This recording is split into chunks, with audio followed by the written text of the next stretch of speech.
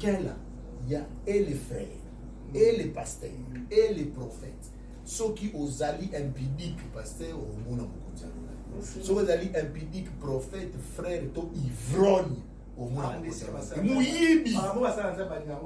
Mouyibi voleur au monde. Oh, j'ai la sémence de Dieu, j'ai la sémence de Dieu. Mais la sémence de Dieu. Un homme de Dieu doit prêcher ces choses parce que la sémence de Dieu, c'est la sémence de Dieu qui doit faire que même ceux qui ont eu ma faiblesse, c'est la sémence de Dieu qui te poussera à te réparer. Si tu ne te répares pas, un pasteur qui meurt, ok, un punique ou un frère qui meurt dans un hôtel en train de tromper sa femme, a aucun délivré. Donc, Azaki n'a compté. Il y a un mot par coup fini. On peut dire que c'est un coup fini. Ok? Tant qu'on a coup mort par accident, parce que nous sommes dans avant d'aébo et avant coup déjà assez répandu. Parce que nous avons tout est assez répandu. Mais parce que tu parlais, tu as des questions, tu as des interventions, parce que je suis dans la version du collègue à prix. Tu fallait que chiter on a chité ma prix pour la cata qui est ah j'ai chité il y a prix il faut payer non je voulais dire ceci que Olobaki comment on a sauvé c'était ça le sang quand tu parles du sang le prix du sang c'est quoi parce que le Saint-Esprit ne sera plus merci donc on suppose laissez-moi dire même qu'on suppose parce que vous savez dans ces contextes on peut prendre, lire la parole, mais tout le monde, il y aura toujours quelqu'un qui aura quelque chose à redire. Ok? Et je les connais grand partie. Mais nous supposons, ok, que vraiment, et quand je dis supposer, laissez-moi dire supposer d'après la parole. Donc quand je dis supposer d'après la parole, c'est que quelque part, la chose peut être vraie. Alors, parce que c'est la parole de Dieu qui est la vérité. Donc, ceux-là qui n'ont pas le Saint-Esprit, puisqu'ils ont la sémence de Dieu, ils ne supporteront pas de voir ce qui se passe dans le monde. Dépravation. Quand l'église sera enlevée. Donc, quelque chose parce qu'il n'y a pas de vérité. Ils connaissent la vérité parce qu'ils venaient à l'église. On les prêchait. Parce que là, je te parle de ceux qui aiment Dieu. Mais à cause du souci de ce monde et des désirs peut-être de la chair, ils n'ont pas été pris. Donc, comme toi tu veux le dire, donc ils ont régressé, ils ont rétrogradé. Mais ce sont des gens qui, quelque part, aiment Dieu. Mais ils n'ont pas eu la force, ok? Parce qu'ils n'ont pas eu le baptême du Saint-Esprit pour résister jusqu'à la fin. Alors maintenant, après l'enlèvement, ceux-là sont comme des types de Lot. Lot, la Bible dit que sa maison se retrouvait à l'entrée de Sodome. C'était une position qui nous démontrait que Lot ne se plaisait plus et ne se sentait plus à l'aise de ce qui s'est passé à Sodome. Parce que Sodome d'hier, c'est la génération d'aujourd'hui. C'est ce que nous vivons. Donc nous vivons l'homosexualité. Nous vivons la dépravation de mœurs. Nous vivons un peuple qui se révolte à chaque fois. Aujourd'hui, je vous dis, avec ce qui se passe en Occident, ce qui se passe en Europe, avec cette histoire du racisme, aujourd'hui on parle du racisme, hier on parlait des maillots jaunes, je vous dis que de plus en plus le peuple est en train de défier toutes les autorités. Toute forme d'autorité. Donc quand le peuple commence à prendre la place des autorités, je vous dis c'est un danger. Vous croyez que c'est ça la démocratie? Beaucoup peut-être à mes suivants vont dire mais qu'est-ce que le pasteur dit là? Il n'a qu'à se taire. Mais je vous assure, c'est un signe prophétique. Le peuple, la voix du peuple là, et bon, ça va il faut toujours une autorité devant le peuple. Et c'est Dieu qui a institué les autorités. Mais qu'est-ce que le diable fait? Le diable pousse les autorités à bafouer le peuple pour mettre le peuple en colère et pour que le rôle soit inversé. Parce que le diable veut voir le peuple prendre l'autorité sur les autorités. Et ça sera le chaos. Ce n'est pas la parole de Dieu, c'est le chaos. Et je peux déjà d'emblée vous dire que Laodicée, parce que la Bible dit que nous sommes à l'époque de Laodicée.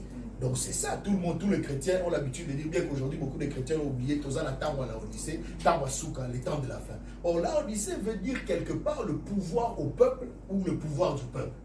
Or quand le peuple commence à prendre le pouvoir, c'est le chaos. Ok? Et ça c'est Sodome. C'est fort. C'est Sodome. C'est Sodome et Gomorrhe que nous sommes en train de vivre. Et l'autre s'est positionné. Sa maison était bâtie à l'entrée et à la sortie de la ville parce que, comme on l'a dit, il se sentait mal à l'aise. Donc il y aura des croyants qui ont raté l'enlèvement, mais ce qui se passe dans le monde, parce qu'ils connaissaient la vérité, ok, donc ils ne se sentiront pas à l'aise. Et Dieu, ok, va faire en sorte que ceux-là aussi soient sauvés. Ils seront sauvés comment? Ils seront marqués par la même marque que nous avons, le Saint-Esprit. Ça, c'est encore une autre histoire, parce que la Bible nous parle des prophètes qui viendront, cette fois-ci, des prophètes qui viendront de l'Orient, donc d'Israël. Parce qu'aujourd'hui, la prédication, les réveils, la prédication est annoncée en Occident, en Afrique. Mais l'évangile a commencé en Orient, ne l'oubliez pas. L'évangile a commencé en Israël, par Jésus-Christ et les apôtres, n'est-ce pas? Le christianisme ici. Et le même christianisme va rentrer en Israël. Oui, parce qu'il y aura 2 prophètes, et la Bible nous parle de 2 prophètes, qui vont apparaître en Israël. Peut-être qu'ils sont déjà nés, peut-être qu'ils sont déjà vivants, parce que nous ne savons pas si l'enlèvement viendra demain, ou après-demain, ou dans 10 ans, ou dans 20 ans. Ok? Donc, mais, je ne veux pas tellement rentrer dans cette pente, mais je dis seulement que cette fois-ci, l'évangile viendra de l'Orient, place Maramuzobana, d'Israël, pardon. L'évangile viendra de là, place Maramuzobana. Place Tribulation Ezali, place Armageddon, guerre mondiale, et qu'on soit bon en mot, ok, début en mot, n'a conflit, mais c'est là où l'évangile sera prêché. Vous savez, quand un juif reçoit l'évangile, c'est très différent d'un païen. Parce qu'en 2 ans, Paul avait déjà évangélisé presque toute l'Asie en 2 ans. Ok? Christ lui-même, par les 12 évangiles qui créent partout, tout. Donc comprenez qu'un juif reçoit l'évangile vous a annoncé notre nom. Voilà pourquoi quand les prophètes, ou les 2 prophètes sortiront d'Israël, cet évangile sera annoncé vite fait. Ok? Pourquoi? Pour récupérer ces croyants qui avaient raté l'enlèvement et les juifs. Voilà pourquoi la Bible parle des 144 000 juifs. Nous ne savons pas si ces chiffres est prophétique ou c'est un chiffre exact, mais c'est 144 000 dans cette génération où il y aura ces prophètes qui vont prêcher l'évangile, qui seront marqués, pas seulement les juifs, mais aussi les croyants, parce qu'autant de nations où l'évangile est prêché par il y a des juifs qui croient.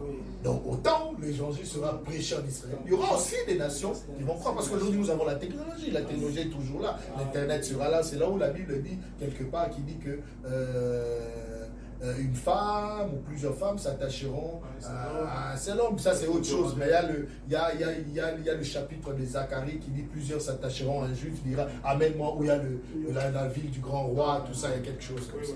Ok, donc c'est pour dire que tout ça, ça se passera méthodiquement, mais c'est ce qui va se passer.